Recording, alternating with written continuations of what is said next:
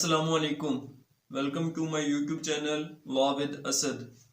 आज जो हमारा टॉपिक है वो राइट्स ऑफ स्टूडेंट्स, यानी पाकिस्तान के कॉन्स्टिट्यूशन और लॉ के मुताबिक पाकिस्तान के जो स्टूडेंट्स हैं, जो तालिब इल्म हैं, उनके कौन कौन से राइट्स हैं। तो आइए अपने टॉपिक का आगाज़ करते हैं और समझते हैं कि पाकिस्तान के लीगल सिस्टम के अंदर कौन कौन से राइट्स जो हैं वो तलबा को दिए गए हैं। तो सबसे पहले समझ लें, जो जितने भी सिविलाइज्ड नेशंस हैं वो सबसे ज़्यादा इस चीज़ को इंश्योर करती हैं कि उनकी स्टेट के अंदर जो इंडिविजुअल्स या उनके जो सिटीजन्स हैं जो रह रहे हैं, उनकी जो राइट्स है उनको प्रोटेक्शन दी जा सके। और अगर बात आती है तलबा की, तो तलबा के अगर हुकूक जो हैं उनको तहफ़्फ़ुज़ नहीं दिया जा सकता बाय द स्टेट, तो इससे क्या होगा, पूरा जो सिस्टम है आपका वो कोलैप्स होने का ख़तरा है। यानी तलबा जो हैं वो मुल्क के अंदर जो उनकी हैसियत है वो रीढ़ की हड्डी की तरह है। यानी अगर आपने इस तबके के हकूक़ का तहफ़्फ़ुज़ ना किया या इसको एक्सप्लॉइट होने दिया, तो जो आपका पूरा मुआशरा है और रियासत है, वो पूरा सिस्टम जो है आपके मुआशरे और रियासत का वो कोलैप्स हो सकता है। तो सबसे पहले जो प्रायोरिटीज़ होती है स्टेट की, वो अपने सिटीजन्स और स्पेशली अपने जो स्टेट के स्टूडेंट्स हैं उनके राइट्स को प्रोटेक्शन देना। तो पाकिस्तान के आइन के अंदर जो सबसे पहले explicitly article 25A right to education दे रहा है अपने सिटीजन्स को, यानी स्टेट जो है वो ड्यूटी बाउंड है ऐसे बच्चों को एजुकेशन देने के लिए जिनकी उम्र 5 से 16 साल तक है, उनको basic education by the state free दी जाएगी। ये जो है वो आपका कॉन्स्टिट्यूशन यानी आइन आपका आपके इस हक को क्या कर रहा है, तहफ़्फ़ुज़ दे रहा है। और ये आपका फंडामेंटल राइट है कि आपको एजुकेशन जो है वो फ्री दी जाए बाय द स्टेट। अब हमने वो राइट्स डिस्कस करने हैं जो कॉन्स्टिट्यूशन या किसी लॉ के तहत जो हैं वो तलबा को दिए गए हैं। इसमें मैंने लिस्ट किए हैं 10 राइट्स। 10 राइट्स में जो नंबर 9 पे राइट्स मैंने डिस्कस किया है वो नहायत ही इम्पोर्टेंट है और उसको समझना नहायत ही ज़रूरी है स्टूडेंट्स के लिए।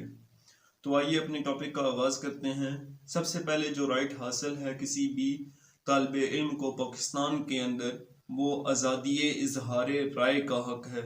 यानी आर्टिकल 19 इस चीज़ को इंश्योर कर रहा है, फंडामेंटल राइट दे रहा है पाकिस्तान का हर सिटीज़न। तो इसी तरह अगर कोई पाकिस्तान का तालिब इल्म है तो उसका ये राइट है कि वो अपना आज़ादी इजहार राय यानी freedom of speech and expression, वो किसी भी मामले पर जो है वो अपनी राय दे सकता है, अपने ख्यालात का इजहार कर सकता है। लेकिन इसमें जो रिस्ट्रिक्शंस हैं वो ये हैं कि आपने कोई भी ऐसी बात नहीं करनी जो स्टेट के अगेंस्ट हो, या कोई भी आपने ऐसी इजहार राय का ख्याल नहीं करना जो क्या हो, उस किसी बंदे की डिफेमेशन के अंदर आती हो। यानी आप किसी को डिफेम नहीं कर सकते या स्टेट के अगेंस्ट नहीं बात कर सकते या पब्लिक इंटरेस्ट को जो है वो नुकसान नहीं पहुंचा सकते। सेकंड पे आता है right to have information. Article 19A के तहत तलबा का ये हक है कि उनको जो है वो आर्टिकल 19A के तहत जो है वो इंफॉर्मेशन दी जाए और इंफॉर्मेशन उनको मिलनी चाहिए। जितनी भी पब्लिक इम्पोर्टेंस स्टेट के मामलात हैं, पब्लिक इम्पोर्टेंस से रिलेटेड, उनमें जो है वो उसने क्या करना है, इंफॉर्मेशन देनी है तलबा को। तलबा जो है वो इंफॉर्मेशन लेने के लिए क्या हैं, इंटाइटल्ड हैं। थर्ड पे आता है कि due respect in class and institutions, article 14 basically of the constitution. इसके अंदर ये राइट दिया गया है कि आपकी जो रिस्पेक्ट है किसी भी स्टूडेंट की in class and in institutions, कोई भी बंदा उसको क्या करेगा, वायलेट नहीं करेगा, चाहे वो टीचर ही क्यों ना हो या कोई भी जो अथॉरिटी है यूनिवर्सिटी या कॉलेज या स्कूल की, उसने किसी की उसके पास ये पावर्स नहीं हैं कि वो किसी भी स्टूडेंट्स की रिस्पेक्ट को जो है वो वायलेट करें या उसकी डिग्निटी के अगेंस्ट कोई बात करें। तो right to respect in class and in institutions basically article 14 of the constitution of Pakistan ensure किया गया है। 4 पे आता है कि आपको जो है वो मेंटली या फिजिकली आपको अब्यूज़ नहीं किया जा सकता, यानी टॉर्चर वगैरह या अब्यूजिव लैंग्वेज किसी भी स्टूडेंट के against by the authorities of that educational institutions or any other person as like a teacher, आप वो किसी भी बच्चे के अगेंस्ट नहीं यूज कर सकते। उसको ये प्रोटेक्शन हासिल है कि उसको मेंटली या फिजिकली आप अब्यूज नहीं करेंगे, ये उसका राइट है। फिफ्थ पे आता है प्रोटेक्शन अगेंस्ट कॉर्पोरियल पनिशमेंट्स, यानी टीचर जो है हमारे देखा गया है गवर्नमेंट स्कूल्स में कि वो बच्चों को क्या करते हैं, सख्त सजाएं देते हैं ताकि वो उस डर की वजह से क्या करें, सबक याद करके आएं। उनका टीचर्स का मकसद और कुछ नहीं होता, जो हम क्रिमिनल लॉ में पढ़ते हैं ना मेंजरिया, तो guilty intentions, guilty state of mind, वो नहीं होती। उनका जो मकसद होता है वो फ़ायदे के लिए होता है, बच्चों के लिए। लेकिन ये आप पाकिस्तानी लॉ के मुताबिक, जो चाइल्ड प्रोटेक्शन लॉज हैं, उनके मुताबिक आप किसी भी बच्चे को जो है वो कॉर्पोरियल पनिशमेंट नहीं दे सकते, चाहे वो कॉर्पोरियल पनिशमेंट उसके फ़ायदे के लिए ही क्यों ना हो। 6 पे आता है कि right to get equal opportunities without any discrimination on the base of sex, residence, caste, colour, creed और एनी अदर, जो है वो रेशियल किस्म की अगर आपने डिस्क्रिमिनेशन कर रहे हैं बच्चों के दरमियान तो उसकी बेस पर, यानी विदाउट एनी डिस्क्रिमिनेशन आपने क्या करना है, हर बच्चे को बाय द एजुकेशनल इंस्टीट्यूशन उसको इक्वल अपॉर्चुनिटीज देनी है, चाहे वो निसाबी सरगर्मियां हैं यानी करिकुलर एक्टिविटीज़ हैं, या वो गैर निसाबी सरगर्मियां हैं यानी को करिकुलर एक्टिविटीज़ के अंदर भी आपने उसको क्या देनी है, हर स्टूडेंट को, हर तालिब इल्म को इक्वल अपॉर्चुनिटीज़ देनी होंगी।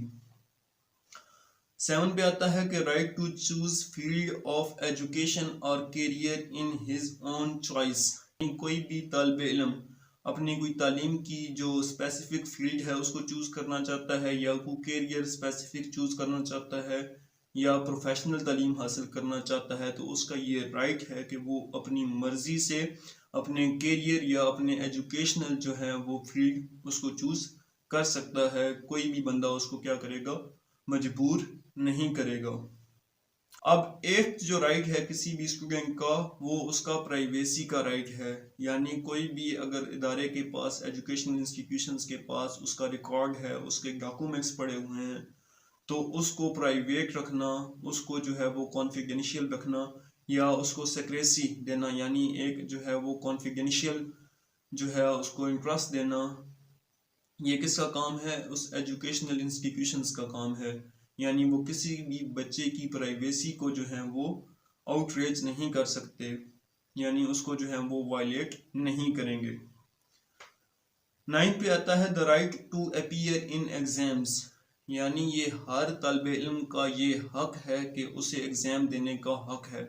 लेकिन इस पे अगर कोई एजुकेशनल इंस्टीट्यूशन, यानी ये मैंने सबसे कहा था ना कि सबसे जो इम्पोर्टेंट राइट वो डिस्कस किया है मैंने 9 नंबर पे, तो ये 9 नंबर पे यही है कि बच्चों हाजिर होते नहीं हैं, और बाद में अगर कोई एजुकेशनल इंस्टीट्यूशन उनकी जो है वो स्ट्रक डाउन करता है उनको इस बेस पर कि उनकी हाजिरी पूरी नहीं थी और अब वो एग्ज़ाम में नहीं बैठ सकते, तो ये एजुकेशनल इंस्टीट्यूशन कर सकता है।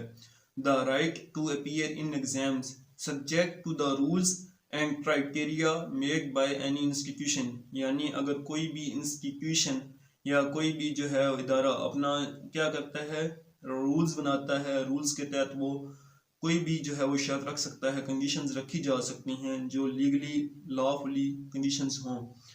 तो अगर आपके ऊपर जो है वो लॉफुली कंडीशन ये रख दी जाती है कि आपने 75% अटेंडेंस जो है वो क्या करनी है, पूरी करनी है, तब ही आप जो है वो एग्ज़ाम के अंदर बैठ सकते हैं, और ये कंडीशन आपको कम्युनिकेट भी की जाती है।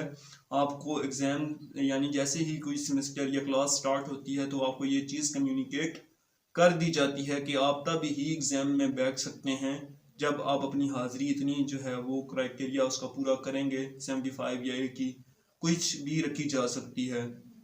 तो अगर ये क्राइटेरिया रखा गया है और स्टूडेंट्स को क्या किया गया है, कम्युनिकेट किया गया है, तो स्टूडेंट ये नहीं कह सकते कि हमारा ये राइट जो है वो वायलेट हुआ है, यानी हमारा right to appear in exams था तो उसको जो है वो वायलेट किया गया है बाय द इंस्टीट्यूशन जो है वो कोई भी अगर क्राइटेरिया या रूल्स रखते हैं तो उनको फुलफिल करना जो है वो स्टूडेंट्स की ड्यूटी है, यानी ये उनका राइट तो एक तरफ होगा ना, उनकी ड्यूटी होगी कि वो अपने जो राइट को इंश्योर करने के लिए सबसे पहले वो अपनी ड्यूटी जो है वो फुलफिल करें, तब जो है उनका राइट के लिए वो इंटाइटल्ड होंगे। 10 में आपको जो राइट दिया गया है वो right to make associations and unions in accordance with the article 17 of the constitution of Pakistan.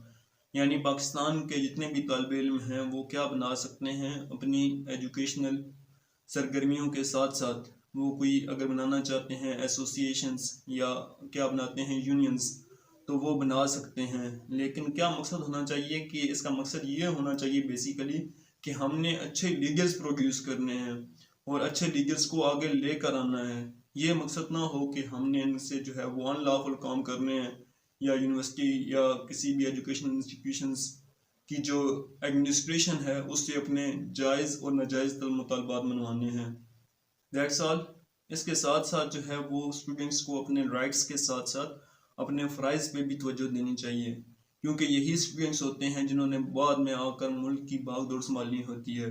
तो अगर आप अच्छे स्टूडेंट्स प्रोड्यूस करेंगे, उनको अपने राइट्स का पता है और उनको अपने फ़राइज़ का पता है, तो वो फिर क्या करेंगे, जब वो नेक्स्ट आगे जाएंगे और उनके ऊपर जो है वो स्टेट की जिम्मेदारियां पड़ती हैं, यानी वो किसी भी जगह पर गवर्नमेंट की तरफ से कोई सर्विसेज में जाकर या पॉलिटिक्स में जाकर अगर स्टेट के थ्रू या स्टेट के बिहाफ पर एक्ट करते हैं, तो वो क्या करेंगे, अपनी जो जिम्मेदारियां हैं, अपने फ़राइज़ जो हैं वो बेहतर तरीके से अदा कर पाएंगे और इससे जो है वो स्टेट की ही बेहतरी है।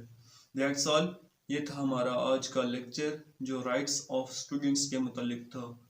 उम्मीद है कि आपको ये लेक्चर पसंद आएगा, स्पेशली स्टूडेंट्स को।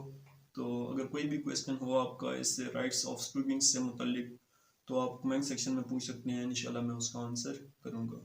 Thank you so much. अल्लाह हाफिज़।